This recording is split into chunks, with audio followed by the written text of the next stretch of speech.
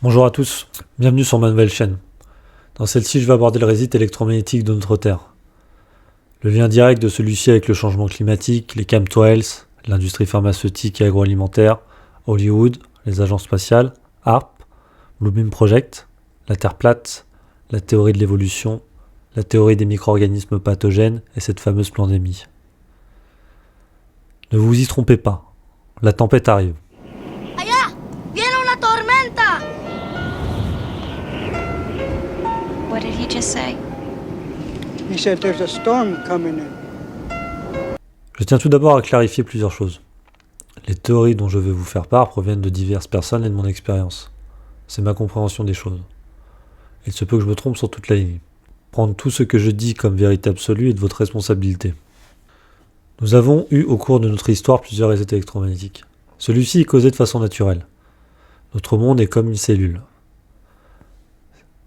Les cellules ont des cycles de détoxification. Tout ce que vous pouvez observer à petite échelle, vous l'observerez à grande échelle. Une cellule peu toxique aura peu de problèmes lors de son cycle. Mais si celle-ci est pleine de métaux lourds et de poisons, le jeu sera beaucoup moins drôle. Chez les êtres humains, les maladies sont toujours causées par la toxicité et les carences alimentaires. Ce sont les deux faces d'une même pièce. Notre monde est toxique.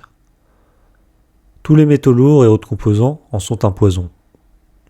Ils le sont pour nous, ils le sont pour la Terre. Comment se produit ce reset électromagnétique ? Pour l'instant, je vais rester vague sur cette question. Disons que le champ électromagnétique de la Terre va s'amoindrir. La source de plasma, qui est la véritable source d'énergie solaire, va atteindre notre Terre.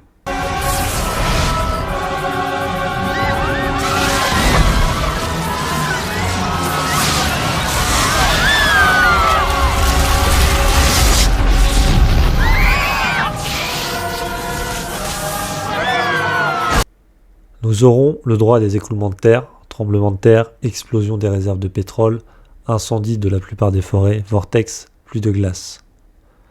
Tous les objets métalliques vont attirer le plasma. Je pense que plus de 99% de la population va mourir. Quelle preuve ? Le changement climatique, c'est les préliminaires. Incendie, mouvement magnétique au-dessus des nuages, écoulement de terre, augmentation du nombre d'éclairs dans certaines régions. Si tout ça n'est que préliminaire, attendez-vous à ce que la nature vous fasse l'amour brutalement. Les traces des différents résits sont présents absolument partout. Vous devez ouvrir les yeux, regardez autour de vous. Maintenant, un autre point intéressant. Nous serions 7,7 milliards sur Terre.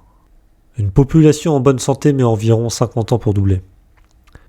Imaginons une société malade faisant la guerre tout le temps. Passons ce chiffre à 300 ans. Donc 300 ans pour doubler.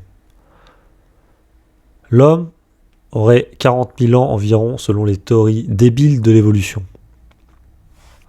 Voici les chiffres que l'on obtiendrait pour 36 000 ans si on partait de 2 personnes pour 300 ans comme temps de doublage du nombre de personnes.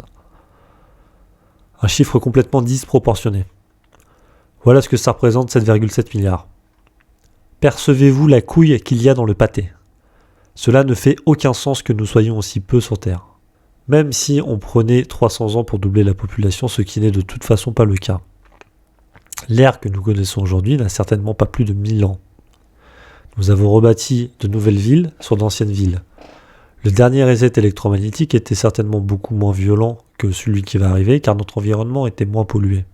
Dans la prochaine vidéo, je parlerai de notre Terre selon la théorie de Brian Austin Lambert. Cela me permettra par la suite d'évoquer les contrôleurs. Storm's coming. Storm coming soon. A storm is coming, Frank says. A storm is coming. Our storm. Storm's coming. Storm's coming.